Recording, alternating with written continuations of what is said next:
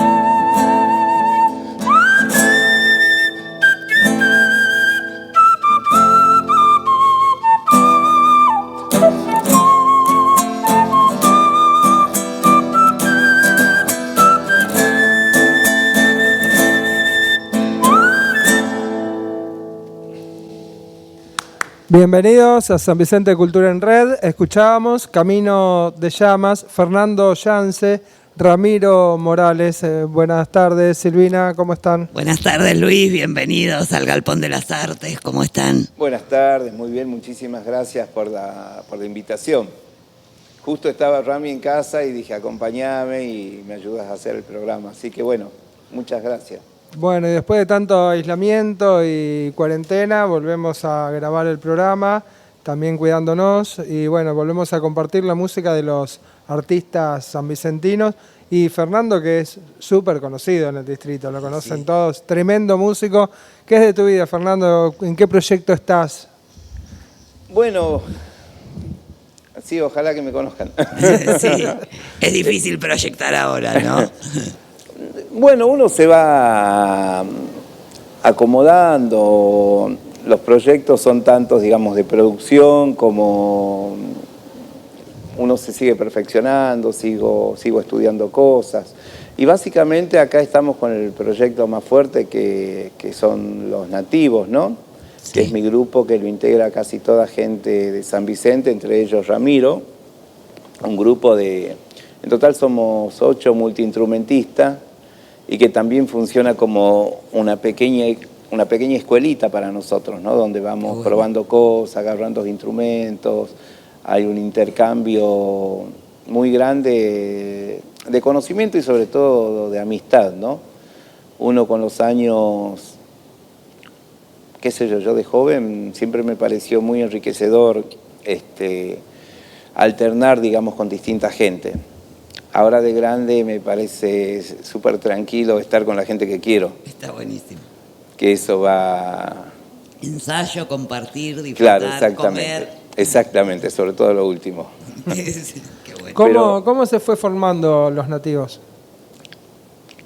Mira, bueno, los nativos tienen en realidad 12 años y no comenzaron en San Vicente, sino fuimos un desprendimiento de un grupo que se llamaban Los Duendes de la Salamanca, un grupo de allá de La Plata, y bueno, con un compañero, con un charanguista que se llama Héctor Mancilla, decidimos, digamos, armar este proyecto, y con Juan Carlos Bertone, que era un pianista, y Carlos Sánchez Antelo, un guitarrista con el cual compartía otro grupo. Y por el 2010, bueno, dimos, digamos, el puntapié inicial a esta historia, a esta hermosa historia. Y comenzaron, me acuerdo, ese primer año, una gira al sur. Creo que se llamaba un ciclo, se llamaba Charangos al Sur. Después estuvimos por Jujuy. No lo cuento a modo, viste, cuando uno enumera así la gira, sino como, no sé, me retrotrae a esos como momentos. Qué lindo que fue. Claro, ¿no? como qué lindo que fue, sí, exactamente, qué lindo ¿no? que vuelvan. Sí, y sobre todo, bueno, que era una época que ni nos imaginábamos que íbamos a pasar por esta situación, como ya hablábamos hace rato, ¿no? Mundial, ¿no?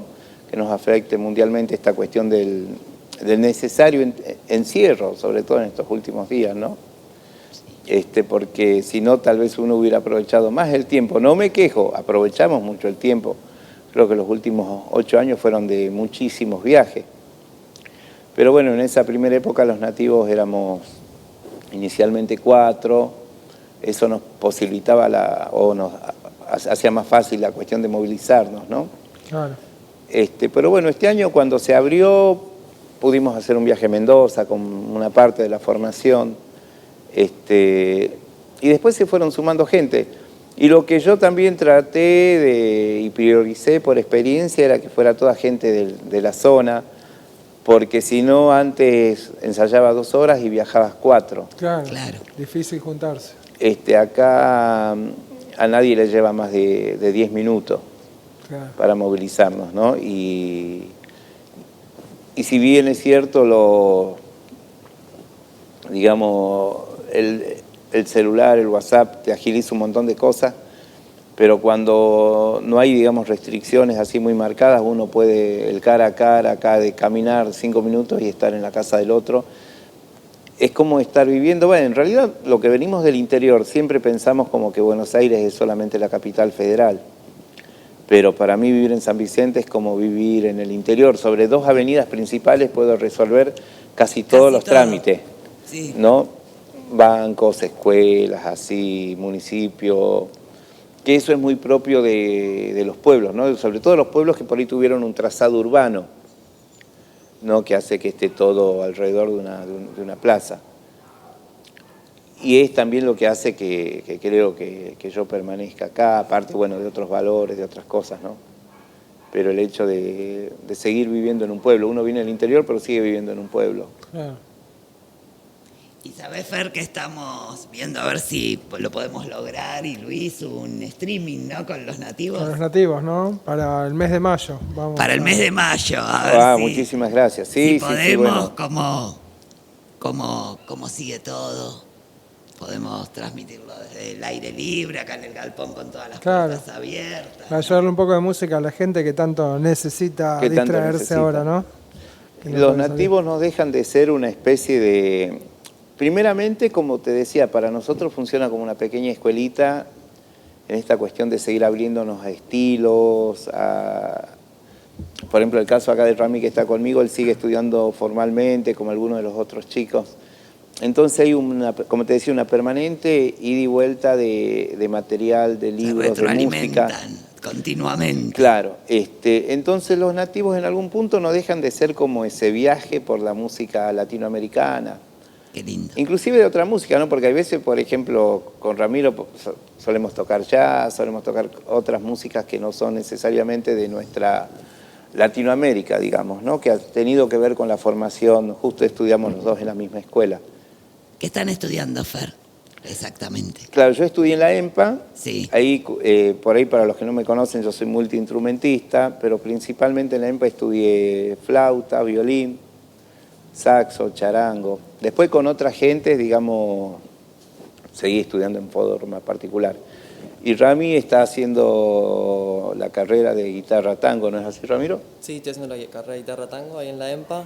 Y es interesante lo que decís de la escuelita de los nativos. Yo ahora mientras lo decía estaba pensando que es muy cierto. Fue el primer lugar donde yo comencé a tocar en vivo y todo. No sé, fue una escuela para mí, la primera escuela. Era chiquitito. Qué bueno.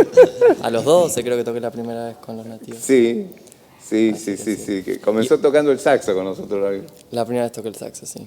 Pasé Pero un poquito tenías por eso. las clases prácticas ahí, firme. Sí, una hermosa manera de aprender, ¿no? Tocando ahí. Hermoso. De Y viendo a aprender los tocando, compañeros. ¿no? ¿Cómo? De aprender tocando. Aprender tocando, sí, viendo y es muy lindo. Compartiendo también, juntarnos a comer en lo de Mario, así. Claro, compartir. otro compañero que tenemos en Longchamp, que todos los ensayos eran una cena. Claro. Mario y las nietas que tocaron acá. Ah, claro, Sí, sí, sí, estuvieron ay, tocando acá en la estación. Hermosa familia también con la misma pasión por ahí que tenemos nosotros de la música, de los instrumentos. De Las Mario, nietas muy jovencitas Hoy también. cumplen 12 años justamente. Mira, Mira vos. Fernando, y también tenés la propuesta de un trío de tango. Claro, justamente con Ramiro.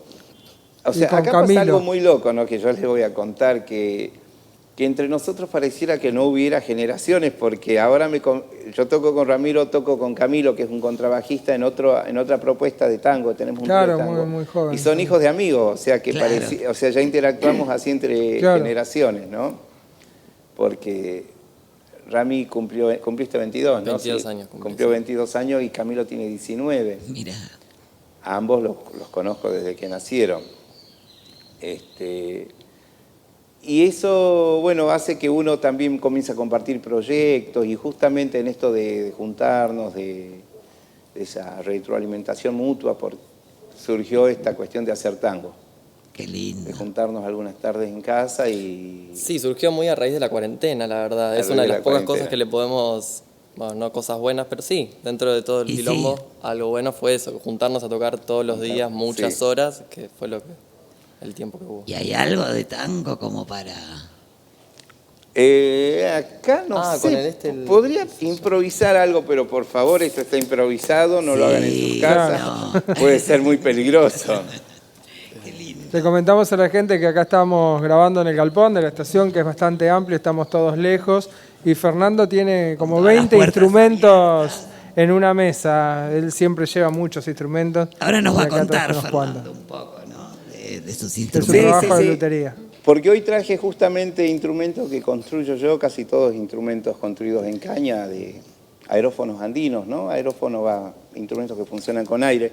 No son por ahí instrumentos propios del tango, por eso voy a intentar Claro. hacer algo con un sikus que no es el instrumento del tango, justamente una milonga, aunque sea vamos a hacer un pedacito, ¿sí, Ramiro? Vamos. Qué bueno. Que fue de una época que se conoce como Guardia Vieja, en una época del tango, que era por ahí la flauta o el violín o el clarinete, los instrumentos principales de ese estilo, que son instrumentos más ágiles por su anatomía, digamos, que... Buenísimo, ¿vamos, maestro?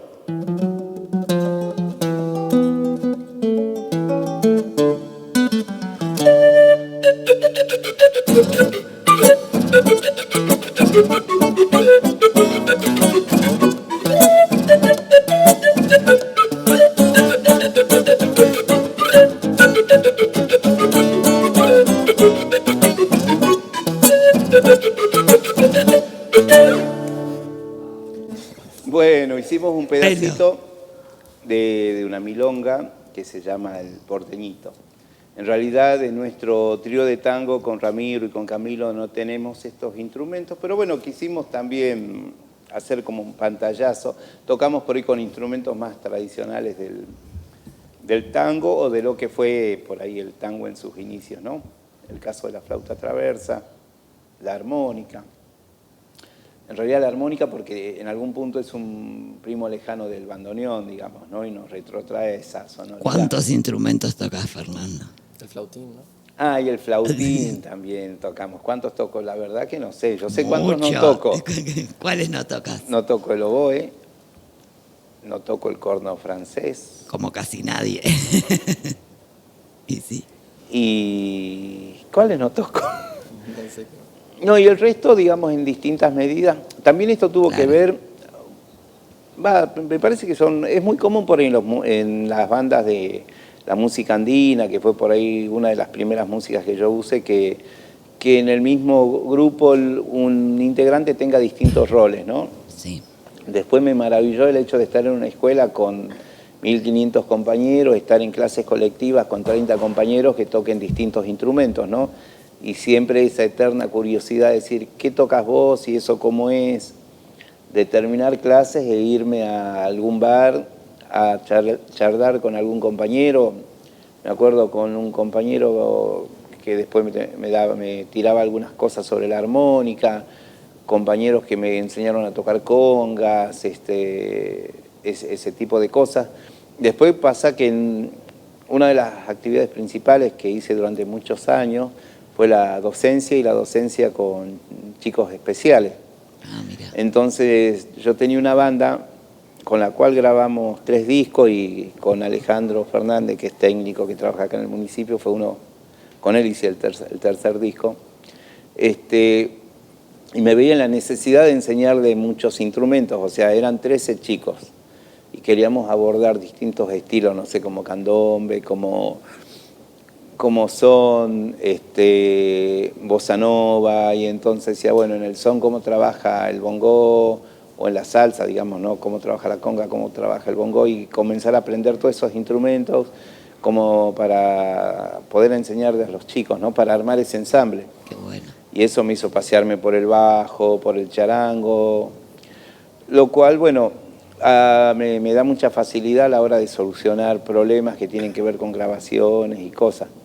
Pero bueno, también sé que si tengo un compañero que toca mejor ese instrumento, cedo el lugar, digamos, para que lo haga. Pero siempre yo lo veo como esto, ¿no? Como decir, para mí tocar muchos instrumentos es como pintar con muchos colores, ¿no? Mi paisaje sonoro interno, digamos, ¿no? Después, obviamente, van surgiendo cuestiones laborales, que yo sé que también tengo otro proyecto con un compañero que es de Formosa, que sé que en Formosa hay ciertos tipos de sonoridades, el chaco formoseño, lo que es el violín, lo que son las chacareras chaqueñas, digamos, ¿no? Y que se necesita ese tipo de sonoridad. Después también me ha pasado como músico de hoteles y esas cosas que tuve que trabajar, digamos, con instrumentos de timbres más suaves, por así decirlo, ¿no? Y por ahí, bueno, otro tipo de estilo más azucarado. Pero eso, bueno, principalmente creo que todas esas cosas es que me llevan a tocar estos instrumentos. Otra de las patas de mi actividad es la lutería, la construcción de instrumentos. Y me parece fundamental que uno sepa tocar principalmente lo que construye, ¿no? Porque uno tiene que entender el sonido al que quiere llegar. Y hay cosas que con mis instrumentos que si yo digo, bueno, yo quiero que me salga perfectamente afinado una tercera octava, hablando musicalmente, sí, ¿no? Si yo no tengo la capacidad de probar eso, no voy a saber nunca si eso... ¿Cómo te salió el instrumento? Claro, si va a estar, digamos, a la altura de lo que... Si no voy a vivir a prueba y error, voy a esperar que venga el músico, que lo pruebe y me diga, sí, es lo que quiero o es lo que no quiero. Claro. Yo de esta manera, yo ya pruebo yo y sé a dónde voy apuntando, digamos, desde lo acústico, de lo sonoro, ¿no? Por eso me parece también, digamos, una necesidad de poder tocar los instrumentos que puedas construir. O sea, básicamente por todas esas cosas toco varios instrumentos. Está buenísimo. Contanos un poco de los instrumentos. Vamos a contarles a los oyentes que hoy Fernando vino cargado de instrumentos, ¿no? Bueno, a ver. Sin poder verlos es complicado, pero... Sí, pero bueno... Soy bueno describiendo. A ver, ¿cómo nos describirías? Me pasó de tener 2 amigos ciegos. Que hagan trabajar la imaginación. Que hagan trabajar la imaginación. Imagínense. Cuando yo era muy chico en Tucumán escuchábamos el radioteatro. Yo después me pongo a pensar de grande las cosas que me imaginaba escuchando la radio. Claro. Y hoy por hoy soy un radioescucha, así que estoy todo el día escuchando radio. Sí, o es como le pasa, ¿viste? A uno cuando lee un libro... Exactamente. Y después lo hacen película y decís, pero no, si no era así el personaje. Claro. No era ese el lugar, no era esa la situación, o sea, te vas a lugares que después cuando lo ves plasmado por otro no son por ahí los que vos imaginaste, ¿no? Bueno, yo para contarles un poco voy a hacer como una división muy, ¿cómo le podría decir? Muy caprichosa. Existen 2 tipos de instrumentos que traje, que uno tiene que ver con lo que se llaman las familias de las flautas de pan. Las flautas de pan son, digamos, pequeños amarros de muchas cañitas, por tratar de decirlo así, donde de un lado está abierto y del otro lado está tapado. Dentro de esa genérica familia de flautas de pan, que es una familia mundial, digamos, muchas veces la gente le llama flauta de pan al nai rumano, que es como una especie de sikus de una sola hilera y es curvo, pero genéricamente todo esto es como que yo diga laúd o laúdes. Claro. La guitarra pertenece a una forma de laúd, el charango es una forma de laúd, la mandolina, aunque no sea necesariamente un laúd. Bueno, la flauta de pan es una familia muy grande que tiene que ver, como yo les decía, con un amarro que está, con un tubo que está una punta tapado y una punta sin tapar. A nivel América o a nivel Sudamérica, esa familia tiene muchísimos instrumentos, pero yo básicamente traje lo que se conoce con el nombre de sikus en idioma aymara o zampoña en idioma castellano, ¿no? Que son dos amarros. Cuando yo hablo de amarro, hablo de varias cañitas que están unidas por un travesaño que suele ser también de caña. Esos sikus generalmente son de 4 tamaños. Yo les voy contando, por ahí obviamente sé que la gente no me ve. Suelen ser normalmente de 7 tubos arriba y 6 tubos abajo. El tubo de arriba se llama arca, que quiere decir el que contesta. Entonces el de abajo se llama ira, que quiere decir el que empieza. Esta música, estos dos amarros, en las comunidades antiguas se separaban y se tocaban entre 2 personas. O sea, estaba el concepto de comunidad a la hora de tocar. Con la llegada de los españoles, después tal vez, o con los años, mejor dicho, ese concepto, no sé si se fue perdiendo porque hoy es bastante usual, pero nació, digamos, el sicuri criollo. El sicuri es intérprete de siku, ¿no? Que tocaba los 2 amarros. Sino antiguamente esto se separaba. Y tocaba un músico una parte una cada y uno otro y una otro. parte otro. Yo sé que tal vez la gente no nos escuche y a ver si podemos improvisar porque esto no Ahí estaba están pensado. llamando y dicen que entienden. Sí. Sí. Están diciendo que están entendiendo todo. Voy a hacer con Ramiro, yo tomé el amarro de abajo que se llama ira, que quiere decir el que empieza, y Ramiro tomó el amarro de arriba que se llama arca. Yo voy a tocar un pedazo de mi melodía y él me va a contestar. Voy a hacer una clase en público. ¿Te acordás? Lindo. A ver con cuál. Mimi, sol, mimi. El mimi es el rojo. Sol, mimi.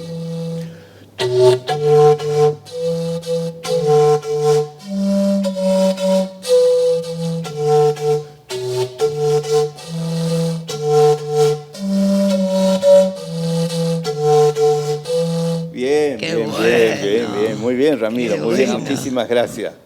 De esta manera es que se tocaba la música, digamos, de carácter comunitario. Entre 2 personas se armaba una melodía y estos instrumentos, digamos, se veían multiplicados en sus mismos tamaños o tamaños más chicos. Les cuento, el siku o zampoña que yo acabo de tocar, se llama toyo o hacha sikus o sikus grande, que es el más grande de todos los sikus. Este debe tener aproximadamente 1,60 m, 1,50 m, la caña más grande. Después lo sigue otro que es la mitad. De esto es la octava para los que saben de música, que debe tener aproximadamente 60 centímetros. El más común que nosotros conocemos, y ese se llama zanca. El que es del registro Malta debe tener aproximadamente 30 centímetros. Y el chuli es el más chiquitito, debe tener aproximadamente 15 centímetros. Con los nativos, cuando hacíamos recitales didácticos, siempre contábamos esto, ¿no? Que en algún punto como que toda la familia de los sikus representaron a todas las voces de nuestras familias Claro. propiamente, ¿no? Las voces de los abuelos, de los padres, de los chicos, de los más jóvenes. Eso también es otro costado que tenemos con los Qué bueno, con qué los bueno nativos, eso, que- música didáctica. Claro, que es música didáctica. Justamente muchos de nosotros somos docentes y eso por ahí nos hace más fácil el ida y vuelta con los chicos, ¿no? Estamos bastante acostumbrados. ¿Estás dando clases ahora, Fernando? En este momento de modo particular y a distancia. También tengo alumnos en Malargüe, tengo un alumno de Puelén, de La Pampa, Zoom. de acá de Buenos Aires, sí, por la plataforma digital que mejor funciona ese día. Claro, por cómo se pueda. Puede comenzar en un Zoom y terminar en En una una llamada, videollamada. pasando por mí, sí. Qué bueno. Sí, durante 17 años estuve en el sistema. Creo que llegó un momento de la vida que decir, bueno, ¿hacia dónde estamos yendo? a ver si recalculamos El rumbo. claro, el camino, no sé si el camino, pero sí el modo, ¿no? Sí. El modo, porque siempre, yo creo que la pandemia después nos demostró esto, ¿no? De todo lo que en algún momento pensábamos ir, conocer, hacer, ¿no? Y que todo eso nos quedó en stand-by. Y también como extrañar lo que habiendo podido hacer, quizás no hicimos. Quizás no hicimos. Del otro día hablábamos de esto, de extrañar lo que nunca jamás sucedió. Y Uy. parece como que nos está pasando un poco eso, cosas que hasta hace muy poquito podíamos hacer y postergábamos. Totalmente y ahora de acuerdo. las sentimos muy imprescindibles y que tenemos muchísimas ganas de hacerlas. No, totalmente de acuerdo. Bueno, yo por suerte hubo muchas cosas que desde el 2012 prácticamente pude concretar, ¿no? Muchos viajes, muchas giras, muchas cosas que estaban siempre en el tintero, porque hasta ese momento por ahí priorizábamos otras cuestiones, ¿no? Sí. Pero después, bueno, tratando de articular, y realmente se puede, porque muchas veces pareciera que la elección es música sí o música no, como que todo fuera blanco y negro, ¿no? Hoy justamente con Ramiro teníamos una charla sobre el estudiar, sobre la economía, sobre las posibilidades de un músico. Sobre que hay grises también. Sobre que hay grises, ¿no? Y inclusive hablábamos esto, ¿no? De toda la... que por ahí si vos sos pediatra, mínimamente siempre vas a curar nene. Por ahí un músico puede arreglar, puede producir.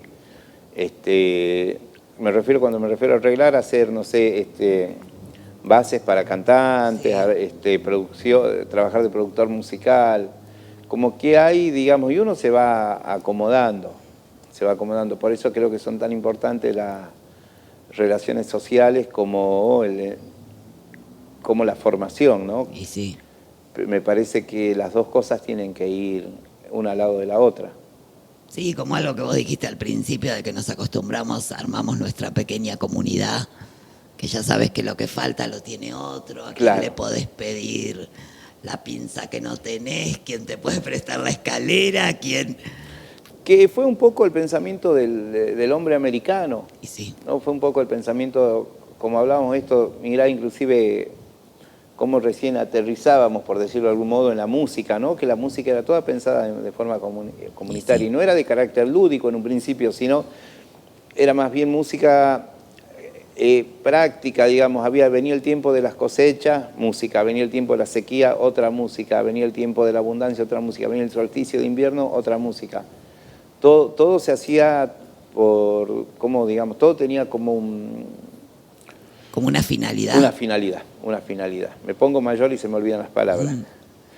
Todo tenía una Más finalidad. allá del disfrute o del arte por sí mismos, con un fin. Claro, una finalidad y el hecho de compartir en comunidad.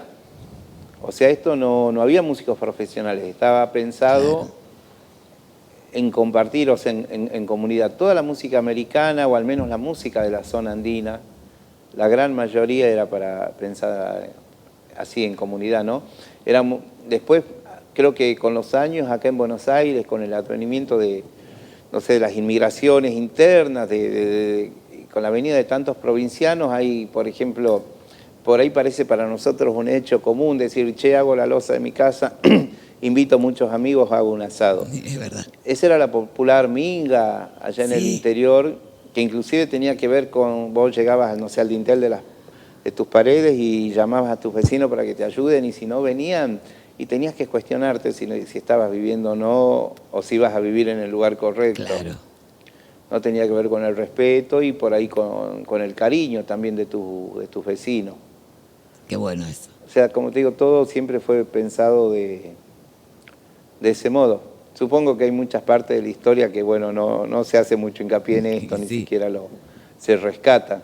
No, pero acá se logramos armar esos ámbitos, ¿no?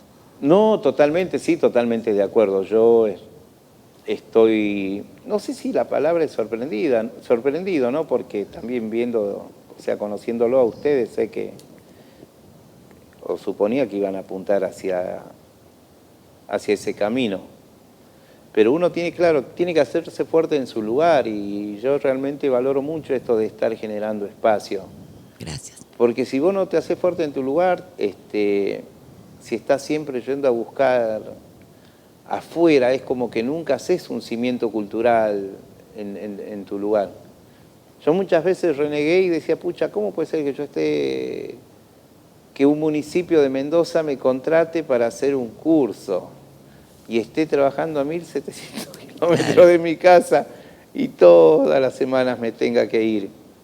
¿No? Siempre pensando en esto de no hacernos fuertes, y que yo veo en estos últimos años y ahora con este espacio que estamos ganando acá, con este galpón, con esto, ¿no? Como que nos vamos haciendo fuertes culturalmente y que San Vicente va a pasar a ser, o sea que la gente seguramente en algún momento va a agarrar, no sé, el que se informe con la web de algún modo y va a decir, ¿qué hay hoy en San Vicente? Seguro. Que de hecho a mí ya me lo preguntan, ¿qué hay este fin de semana en San Vicente? Seguro. No nos ayudó la pandemia y bueno, pero bueno, pasará y ya se podrá empezar de vuelta, ¿no? Yo creo que hay cosas que recién Luis decía algo de que hay que irse lejos, que justo contó esa anécdota. Cuando uno vive mucho en un lugar, se acostumbra mucho a lo que tiene y le parece normal. A veces me sorprende, yo leo en el Facebook que dice, anduve el fin de semana tomando mate en la laguna de San Vicente. Sí. Y veo que todo el mundo viene de afuera. Es más, yo voy a la laguna cuando viene alguien de afuera y entonces voy y digo, y acá tenemos la laguna. Es verdad, es verdad. Por ahí yo no soy un asiduo concurrente de la... Salvo cuando llevas a alguien que viene de afuera, claro, cuando alguien la laguna, porque preguntan. Claro, entonces, viste, como que uno también tiene que tratar de explotar todos los recursos que naturalmente nos ofrece San Vicente, un municipio con historia. Sí. No, con la quinta de Perón, con un montón de historia, y que hay veces la propia gente de acá me parece que no está al tanto, no. Por ahí el que viene, ¿no? De otro lado, claro. Sí, viene en busca con más conocimiento de lo que el lugar le ofrece que el que por ahí está acá, es verdad. Y yo, viste, ya me parezco un gay y le digo, no, acá vio Rodolfo Bosch, no, acá estuvo Carola Lorenzini, sí, que fue la primera instructora de vuelo femenina acá en toda Sudamérica, contando un poco de la historia, de la poca historia que me sé, porque siempre estoy ávido de aprender cosas nuevas. Me gusta mucho la cuestión del tradicionalismo, como yo te decía, sobre todo lo que venimos del interior, en algún punto nos sentimos representados. Yo a veces hablo con mis compañeros, con amigos de mi pueblo, y digo, muchachos, estoy más en contacto que en cosas de campo acá en Buenos Aires que cuando viví en el campo en Tucumán. Hace 22 años dijiste que Hace 22 años, sí. ¿Y qué extrañas? ¿Extrañas? No, a ver, yo vine en el 94 a estudiar. Hace casi 36 años. Claro, se te perdieron unos años, hace un rato hacía 22 años. Yo tenemos que volver a grabar. Tengo que grabar de no, perdón. 22. No soy tan malo para las manos. Yo dije que viví hasta los 21 años. Está bien, yo entendí. Y que acá en Buenos Aires, porque en el medio hubo viví del 94 al 2000 en Monte Grande. Ah, mira, que me perdí eso. Qué extraño de allá. ¿Extrañás? ¿Vas cada tanto? Y la última vez que fui a tocar fui para la fiesta digamos que sería el bicentenario de del Día de la Independencia, ¿no? Claro. Que fue el 9 de julio del 2016. Ah, ¿y estuviste allá? Estuve allá tocando. Nosotros en Tucumán tenemos un tipo de vegetación que se llama yunga, que quiere decir selva de montaña, selva nublosa. Tenemos dos cadenas montañosas y en una que atraviesa toda la provincia por el lado oeste, tiene en una de esas caras ese tipo de selva. Esos cerros cuando vos estás lejos se los ven azules, pero cuando vos te acercás se los ves verdes, o sea, cuando te acercás a 3, 4 kilómetros, pero a lo lejos, yo creo que cuando dicen la tucumanita verdes cañaverales, cerros azules, pucha qué lindo es mi pago la bomba de Lules. Lules es un lugar muy cercano ahí. Eso es lo que extrañamos a veces los tucumanos, entre otras cosas, ¿no? Claro. Con respecto al paisaje. No vamos al cerro, es como la laguna, pero giramos la cabeza y el cerro siempre está. Claro. El cerro siempre está. Entonces, a veces caminamos por acá, o a mí me pasa, yo camino por acá y veo el horizonte, ¿no? Claro. Y cuando el horizonte hay nubes blancas y recortan así un pedacito de cielo azul. Siempre te trae ese recuerdo. Yo me imagino los cerros. Claro. Permanentemente. Y después, bueno, yo creo que el hecho de vivir como con otro ritmo de vida o haber aprendido a apreciar la vida por distintas cuestiones de la vida, digamos, uno de chico ha tenido vicisitudes que se le llaman, aprendió a disfrutar de la vida. porque sabés que cualquier día puede ser el último día. Yo eso lo aprendí muy de chico, porque por ahí cuando vos sos chico pensás que la finitud de tu vida puede llegar con los años. Y sí. A mí por un accidente me pasó que aprendí a los 18, no, que justo me falleció un hermano, que la finitud claro. puede ser cualquier día. Entonces aprendí a vivir o sea, me obligo a ser feliz. Como diría Néstor, estoy condenado al éxito.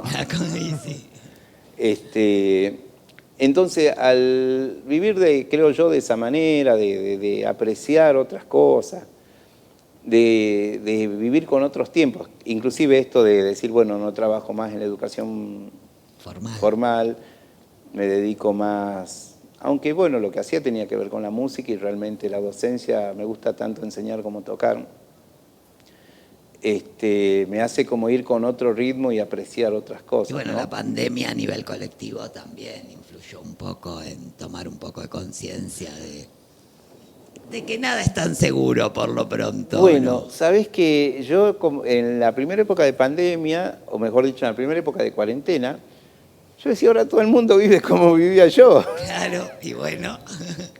Entonces no sentía que me costaba tanto porque en definitiva era seguir en mi casa, Claro. seguir comunicándome mucho por teléfono y seguir construyendo instrumentos y seguir estudiando de un modo remoto. Por ahí, bueno, se cortó la cuestión de los viajes. Claro. Que realmente me había convertido en un nómade, así. Tenía ropa en Mendoza, ropa en Formosa, ropa en Tucumán. Pero, y bueno, ahí... Pero también me permitió, viste como te digo, cada uno se reorganiza y de cada... Nos reinventamos, dice que en cada por crisis suerte. hay una oportunidad, ¿no? Sí. También fue la oportunidad para frenar un poco y poder abrirnos a otros saberes.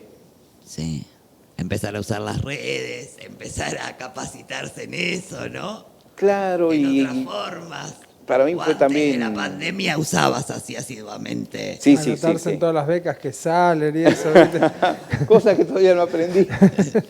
Claro, porque mi compañero vivía también de otro proyecto vivía en Formosa, entonces estábamos Ah, claro. casi... Que es un proyecto, Tito Ábalos. Tito Ábalos, sí, otro proyecto que más federal, por así decirlo. Con Tito fueron a Cosquín, ¿no? Tuvieron la oportunidad de estar en muchos lugares tocando y en televisión también.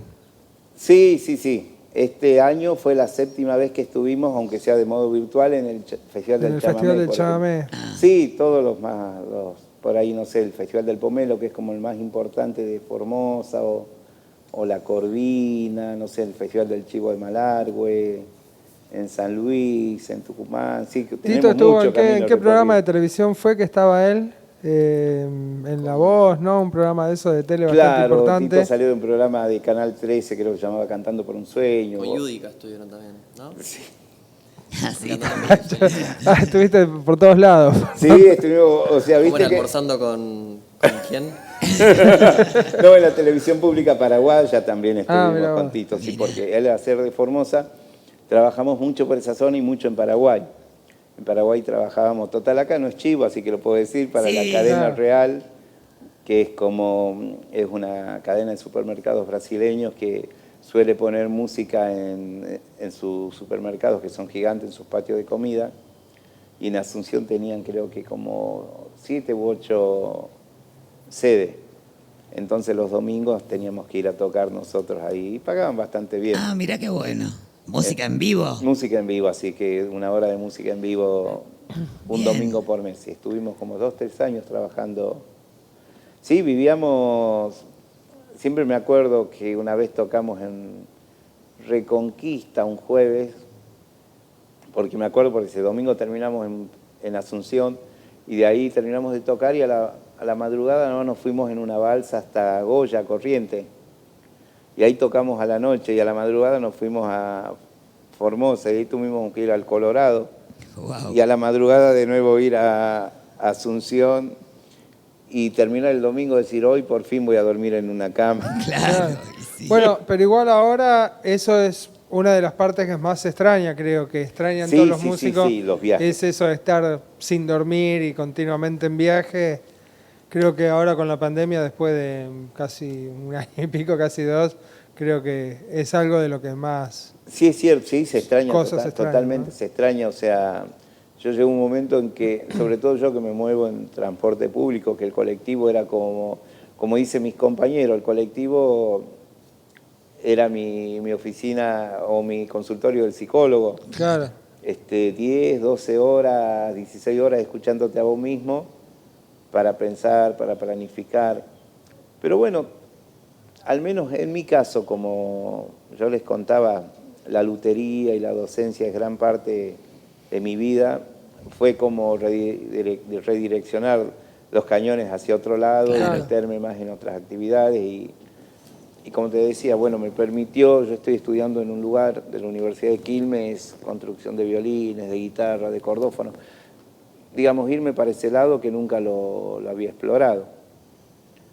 Realmente no, como que no, por ahí no concibo la vida yo sin seguir aprendiendo y sin seguir enseñando. Sí. Pienso que somos parte de un ciclo, ¿no? Hasta que uno, supongo, vaya a otro plano. Entonces, Aprender y enseñar. Sí. y los ciclos de la radio es un poco de charla y un poco de música, Fernando. Así que Claro, nos gustaría a ver. volverte a escuchar con otro tema Nos más. encantaría. Uy, Ramírez, Ramiro ya está listo.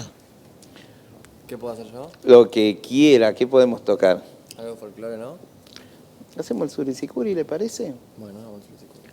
Vamos a hacer un pedacito de un guainito.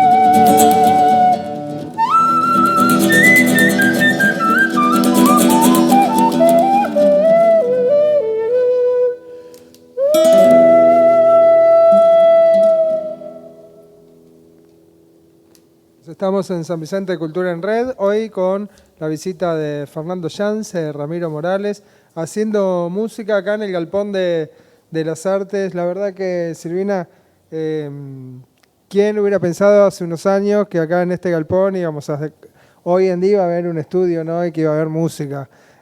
¿Cuántas veces habrás pasado, Fernando, por la puerta de este galpón? Jamás te imaginaste estar tocando acá, ¿no? En este lugar. La verdad que no. Mira, recién justamente cuando llegué sacaba fotos y le mandaba a los amigos. Y cuando vos decías que habían estado acomodando acá, yo me acuerdo que acá solía haber gallinas cuando yo Claro. venía a la fiesta de la musarela. Y obviamente para nosotros que estamos ligados a la cultura, ligados a la actividad artística, cada espacio que se abre es una pequeña batalla ganada, como también cada espacio que se cierra, ¿no? Yo tengo por ahí la utopía de llenar el mundo de instrumentos. Digo, yo en vez de armas sería todo mucho más fácil, sería mucho más lindo. ¿Ah? Ya lo dijo Kino. Si el mundo estaría lleno de orquestas en vez de guerras y de ejércitos, sería toda una maravilla. Sí, totalmente. Que en algún punto, para mí, el programa de las orquestas de escuelas que se toma desde Venezuela y acá en el partido nuestro, ¿no? Qué cantidad de chicos Sí, nuevos, de jóvenes tremendo. músicos que hay salidos de ese programa. Sí, sí. Yo recuerdo de ir para mi casa antes y en la esquina de mi casa había un chiquito que estudiaba oboe. Y yo pensaba, estaba maravillado, ¿no? Porque decía, pucha, este chiquito, o sea, haciendo sobre todo el oboe un instrumento tan caro. Claro. Decía, en su vida se hubieran imaginado su familia que iba a llegar a tocar ese instrumento. No, me parece maravilloso. Yo tenía una vecinita que la veía con un violín y también te conmovía profundamente, decir, puede tener su instrumento, está aprendiendo a tocarlo, maravilloso. Y Totalmente. pibes que tocan tremendamente bien y que hoy en día se dedican a la música. Y que Muchos se- que antes que arrancaron con el tema de las orquestas, que hoy en día son tremendos músicos, se dedican a eso, ¿no? Acá han hecho grabación, ¿no? De pibes Sí, hace poquito estuvieron acá con Gastón de la Fore, estuvo Mainumbi grabando acá en el Galpón. Estuvimos grabando. Pero a mí no deja de sorprenderme ese semillero de chicos, ¿no? Uno por ahí como grande madura, envejece, cambian los rasgos, pero no tanto. Claro. Pero a mí me sorprende ver nenes que hoy son adolescentes, jóvenes que no, por ahí ya sus facciones cambiaron y yo los identifico por el instrumento. Claro, claro.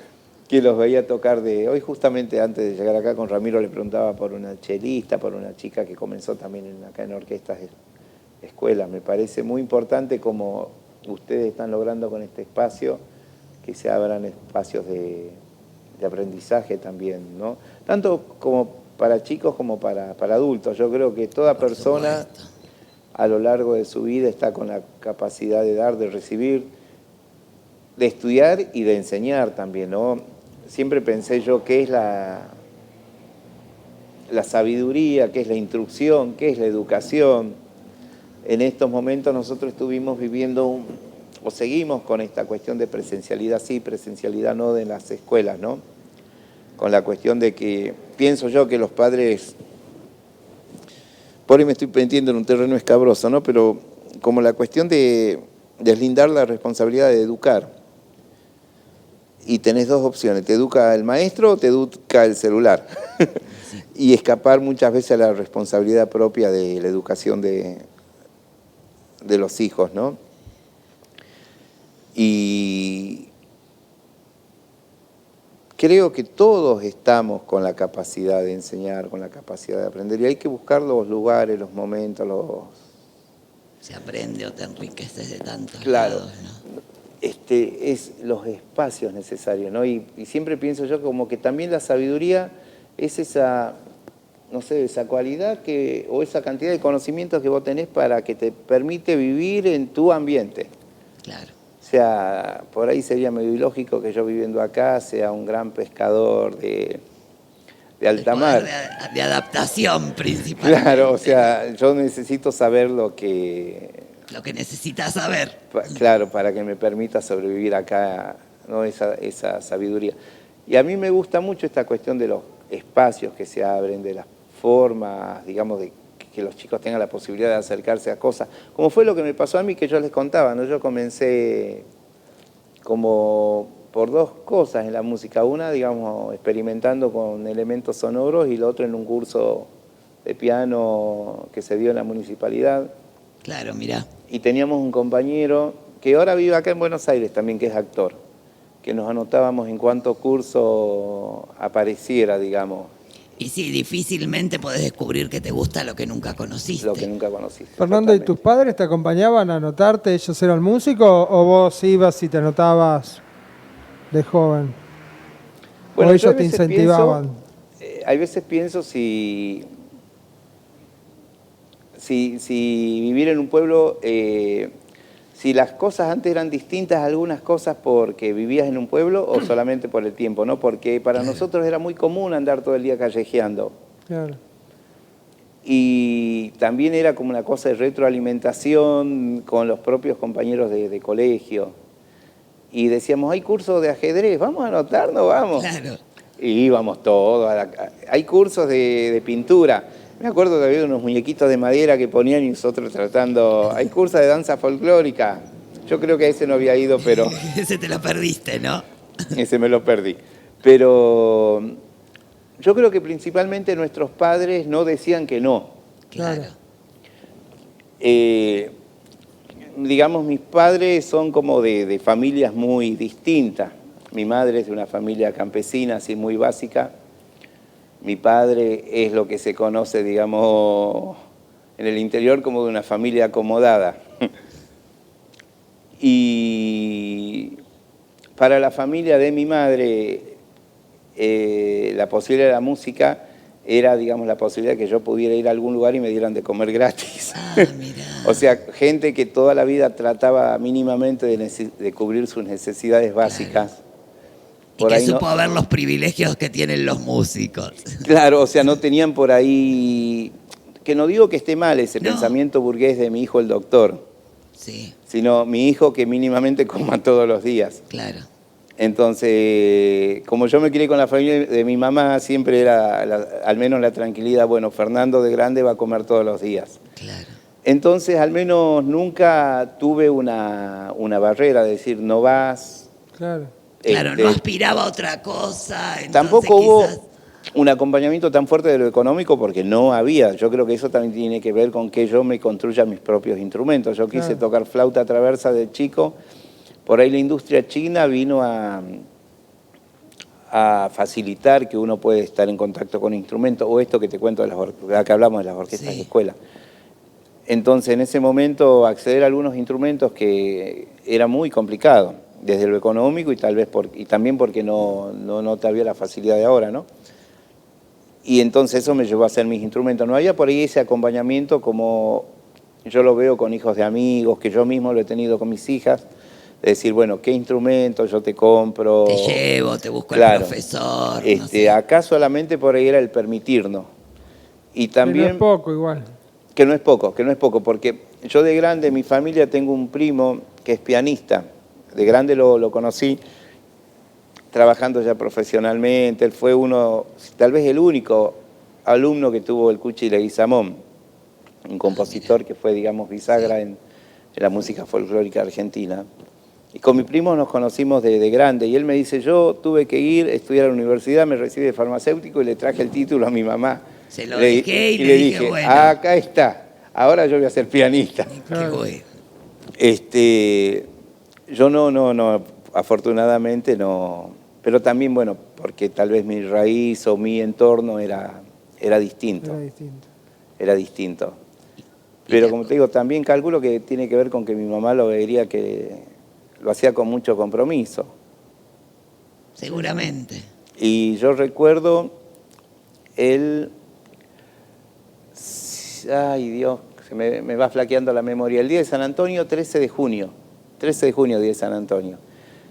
Me convocaron de un grupo para tocar y mira, recuerdo en Tucumán, me dijeron, te esperamos en la esquina del correo. Pasa la combi y me dijeron, bueno, mira, vamos, vos ya debes saber los temas, porque son los más tradicionales de la música Claro. andina, pero hoy vas a tocar el bajo. Ah, mirá, eras chiquito. No tanto, tenía 17, 18 Bueno, años. eras Yo chico. Un poquito había tocado el bajo, ¿viste? Entonces era como mi primera actuación profesional, digamos, y un poco con miedo, y todos mis compañeros ya de muchos años, tipo de 40 años, lo que le pasó a Ramiro con Claro, nosotros. lo que le pasa a Ramiro. Y recuerdo de quedarme a dormir, eran todos estudiantes universitarios a la mañana, me dijeron, bueno, esta es tu parte. Y para mí era un montón de plata, porque en ese momento estaban los 90 bonos de cancelación de deudas de la provincia, que era como decir, me pagaron todo con billetes de 20 pesos. Claro, claro, entonces Era un montón de plata. Claro. Y estaba emocionadísimo. Yo calculo que a muchos de ustedes le habrá pasado eso Sí. del primer pago. El primer Del pago. primer pago, ¿no? Entonces yo, ¿por qué les cuento eso? Porque a raíz de eso pude como que comenzar a colaborar económicamente en mi casa, también siendo muy, muy chico, ¿no? A parar la olla, como quien dice. Sí. Eso por ahí también hacía que, no sé si decir que tenga más consideración, pero como que, bueno, era mi trabajo. Se aceptó que a los 18 Resolvías, le ponías pasión. Claro, a los 18 años yo vivía de eso y aportaba plata a mi casa. Claro. Bien terminé quinto año de la secundaria. Claro. ¿Y te acordás el primer instrumento? ¿Con qué materiales? ¿Cómo empezaste? ¿Qué se te ocurrió? Hablaste algo de que había botellas. Bueno, yo solía llenar las botellas con agua y en el mismo lugar había cañas. Y después comencé a cortar las cañas. Y como no tenía afinadores, no había pasado acá como mi amigo Ramiro Claro. por entrenamiento auditivo 1 ni 2 en la carrera. Pero yo comenzaba a afinar, como lo que acabas de ver acá, le cuento Sí. por ahí a la gente que va a escuchar o está escuchando, recién se me desafinó un sikus con un tapón, y tenía un tapón y lo volví a afinar, que lo afiné, digamos, a oído, sin un afinador. Yo afinaba con canciones infantiles, tocaba no sé, el arroró, pa, pa, pa, pa, pa, pa. Creo que afinaba mejor de lo que lo canto, ¿no? Y comenzar a reconocer, bueno, acá hay una segunda mayor, acá hay otra segunda mayor, eso es una tercera. Entonces cantaba así, iba probando con las botellas, después con las cañas. Qué bueno. Y no conocía los instrumentos como eran realmente. Yo cuando comencé a hacer sikus, como yo había hecho un curso de piano, me imaginaba, nosotros tenemos un sistema de notación musical en Occidente que se llama temperado, se toma la octava de un do a do y se divide en 12 porciones. Sí. En algunas culturas, por ejemplo, la música es pentatónica, la música andina, ¿no? O en sus orígenes. Entonces, yo me imaginaba que los instrumentos andinos eran como el piano. Claro. Y yo no sabía que eran solamente, por así decirlo, las teclas blancas. Yo ponía las blancas y las negras en un principio. Y entonces hacía mis propios diseños. Decía, bueno, abajo va la nota do, re, mi, fa, sol, la, y arriba los 5 semitonos y la nota si, para tener 6 Claro. y 6. Y después cuando conocí los sikus como eran verdaderamente, no se parecían a los que hacía yo. Ojo, pero los míos funcionaban. Claro, funcionaban. Y después, bueno, comencé a ver las otras formas de cómo se organizaban estos instrumentos. Maravilloso. Pero, viste, todo era un poco de conocimiento y un poco de prueba y error. Qué bueno. No, prueba y error. ¿A qué edad arrancaste con el tema de la lutería? Creo que estaba en séptimo grado, que fue como mi instrumento más profesional a los 12 años. Ah, mirá vos, una bocha de años. Por ahí comencé a los 9 cortando las primeras cañas y experimentando. Pero el primer instrumento que yo recuerdo de haber agarrado y haberlo laqueado, Claro. fue y preguntarle a mi hermano cómo... yo no me crié con mi padre, pero mi padre fue... Como acá hay una escuela, creo que en Uribe Larrea, él había hecho el secundario con los salesianos, acá creo que salen de agrotécnicos, él fue, creo que era una especialidad en, ¿cómo le llaman a esta carpintería más fina? Ebanistería. Ah, mira. Y entonces él, no vivía en casa y algunas herramientas habían quedado de él y algunas cosas, y a todos nos picaba el bichito de la madera. Y en casas de mis tíos, de mi abuelo, quedaban un montón de herramientas de electricidad, de herrería, bueno, y de carpintería de mi viejo. Y los últimos años, Fernando, cambió el tema de la lutería en los instrumentos de vientos, porque ahora veo que se usan sikus que son como de caño, de PVC. Sí, tiene que ver para mí por 2 o 3 motivos, y yo también por una cuestión en lo personal, ¿no? Primeramente, este material, las cañas, se lo traen de Bolivia. Acá en Argentina no crece esta variedad de caña. El bambú, creo que hay 1700 tipos de bambú distintos. Sí. Acá mismo en estos instrumentos que vos ves desplegados hay por lo menos 4 variedades de bambú. Sí, 4. Y cada instrumento lleva su bambú específico. Su bambú específico. No se puede hacer con otra caña. Se puede reemplazar. Y hay veces está en el gusto del constructor o del ejecutante también, Claro. ¿no? Y en los últimos años como que se comenzó a depredar mucho, por ejemplo, los tubos de Sikus en Bolivia. Entonces no los dejan llegar a una madurez. Claro. Y los terminan cortando muy jóvenes a la Claro. planta, digamos. Antes era común tubos de 1 metro 20, que uno a lo sumo unía 2 tubos de empatillar, le dicen allá en la zona andina, pero después con los años a lo sumo conseguís tubos de 30 centímetros, y no más de eso. Claro. Entonces los tubos grandes, o sea, antes vos podías unir 2 cañas y tenías una caña inmensa, ahora no podés unir muchos tramos. Y entonces comenzamos a reemplazarlos por otros materiales, ¿no? Yo en lo personal, me gusta la cuestión de poder hacer seriación con instrumentos de materiales alternativos como el PVC, inclusive algo que yo antes no lo pensaba, no sé si todo el mundo lo piensa así, que después tuvo que ver con los incendios de los bosques y esas cosas, que hay muchas maderas que ya no se consiguen como antes. Claro, seguro. Entonces comencé en la cuestión del reciclaje.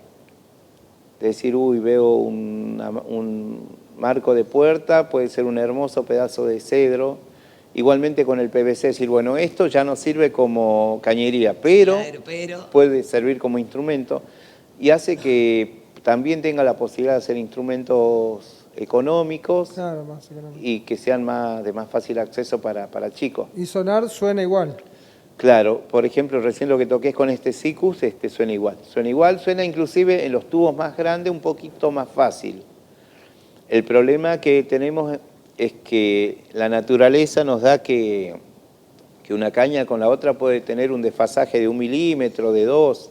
Claro. No tiene medidas tan, digamos, rígidas como decir, bueno, este tubo en los que yo uso, los de cañería de luz, ¿no? Los caños de luz.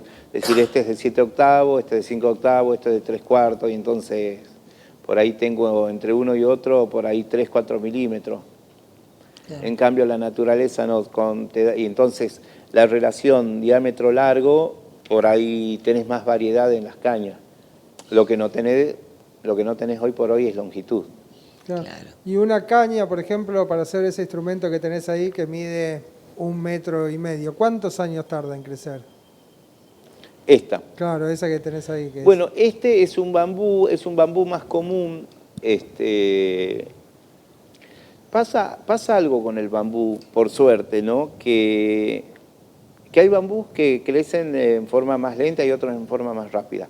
Este es uno de los que crecen más rápido. Por eso es que es un material, algunas variedades, digamos, como un recurso, casi podríamos hablar de un recurso renovable. Claro. Porque tal vez en 2 años tenga la madurez esta caña. Claro. Por ahí hay otras que no, que tardan muchísimo más. Que tardan mucho más. Las tacuaras que tenemos acá no se usan. Claro, las tacuaras que tenemos acá se pueden usar. Hay un tipo de... Es increíble cómo en distintos puntos del planeta hay cañas que se parecen. La base de la tacuara se usa para un instrumento que se llama shakuhachi, que es una especie de quena japonesa, que es por eso hay veces llama la atención que la cultura oriental sea tan parecida a la cultura andina, que es como una quena que tiene acá, en vez de tener esta B, Sí. es como que estuviera todo, no sé, lijado, y tiene un inserto de madera dura, y la base es justamente la base de esa caña, de las tacuaras que tenemos acá. La parte que tiene los nudos cerca. Uno de Exactamente, otro. la parte que tiene los nudos cerca. Eso suele ser la punta de ese tipo de instrumento. Mira. Igualmente acá en el Tigre, en la parte de las islas, tenemos una variedad que se llama bambú japonés, que es como la que más se adapta para ese tipo de nai, que se lo conoce, o flauta de pan rumana, que es como una caña que tiene buena pared. Como te digo, creo que hay 1.700 variedades de bambú, si no me equivoco. Muchísimas. Y se usa, y yo creo que cada vez, no solo en instrumentos, ¿no? Una vez conocí yo estando en Cosquín, como vos habrás estado muchas veces, Luis, a un señor que que era de una localidad de Colombia que se llamaba Armenia. Y él hacía los tiples que es un instrumento típico de Colombia, Claro. los hacía de bambú, pero iba como, no sé si la palabra sería facetar, como haciendo pequeñas tablitas, y después las pegaba Ujú. y con eso hacía la caja. En vez de usar madera, usaba todo bambú. Un trabajo de muchísima Sí, paciencia. sí, sí. Es más, hay un video que se llama la guadua, ellos creo que se llaman guadua. La guadua en reemplazo del acero, algo así se llama, un video que está dando vueltas por internet y justo está él en ese video explicando cómo se confeccionan estos instrumentos, porque justamente van talándose selvas, se van perdiendo un montón de recursos naturales, entonces así como, no sé, se apela a la madera más que crece más rápido, el pino, ese tipo de cosas, Claro. en Misiones, también Pasa se está lo mismo. buscando en el bambú como un reemplazo de otros materiales. Y Che, Fer, perdón, comenzamos en una cosa y terminamos en está otra. bien, es una charla. Y si te quieren ubicar, ya sea por clases o por tus instrumentos, como... Y bueno, por ahí es más sencillo de recordar mi nombre y mi apellido, que es Fernando Yance, y tengo un Facebook, por ahí Facebook. es más sencillo. En ese mismo Facebook, en la información, está mi celular. ¿Viste? Porque uno, por ejemplo, da el celular. A mí me pasa, yo Y escucho sí. una radio y dan en cada programa, y yo tengo ganas, ¿viste?, de anotarlo. No llegas Y nunca. sí, No llega llego nunca. Está bien, Fernando Yance, Fernando Yance, con Y. con Y por Facebook. Muy bien. Fernando, te escuchamos nuevamente. ¿Te parece? La gente debe estar esperando que Debe vuelvas estar a tocar. aburrida. Debe estar No, muy esperando que vuelvan a tocar. interesante. No, súper interesante. Un la gran verdad maestro, Que re interesante escucharlos. Bueno, vamos a improvisar una chacarera. Acá me pide una chacarera Qué mi, bien. Para que bailen mi en compañero. la casa. Para No, que en mí bailen, menos. claro. 2 temas más.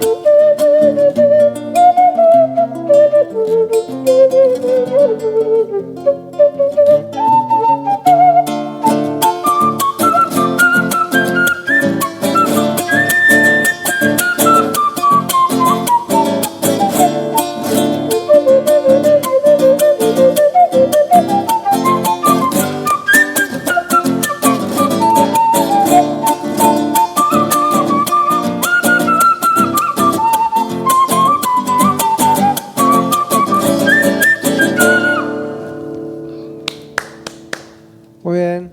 Nos vamos despidiendo. Silvina, gracias Fernando, gracias Ramiro por venir a compartir con nosotros.